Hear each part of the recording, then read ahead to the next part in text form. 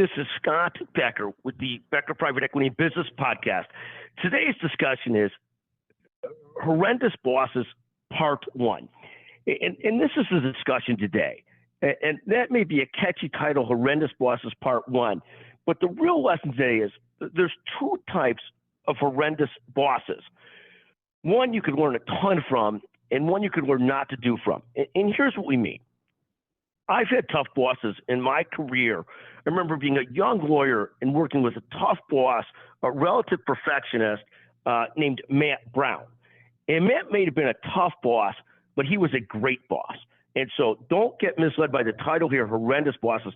Matt taught me a tremendous amount about doing excellent work and the amount of effort it took to get the right level of detail to do things well. I remember one time Matt looking at a markup I had done of a document and saying it was so messily marked up that I had to remark it up before giving it to a secretary.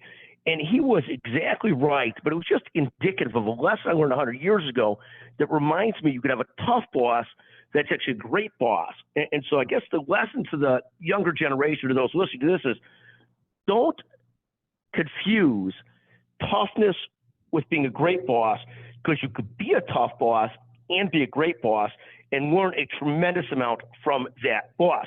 So that's lesson number one. The second type of boss, and here I'll avoid names, is the boss that has supervisory role over you, or they're in a supervisory position to you. They've got that power, and they use that power not to deliver great results for clients or for people or for excellence, but just what feels like a very arbitrary way. And again, for a younger professional, I would give it some time to decide, are they truly arbitrary, or is there a purpose to it? And it might take you a while to figure out whether there's really a purpose to it and they're really driving for excellence or not. In my younger days, I would say that the arbitrary boss would be one that on a late Friday afternoon hands me an assignment and says it's got to be done this weekend, when as a younger person, I was still trying to figure out my life, my social life, my business life, my everything, and it seemed like they were just doing it for the fun of doing it, for their own convenience or in an arbitrary way, not because the client really needed it Monday morning. And again, there are a million different examples of that. It would be the boss that because he can or she can is in a position to be aggressive or yell at somebody, but it doesn't. But the reality is, it just wasn't necessary. They did it for their own ego, for their own gratification, not because they were actually trying to make a point.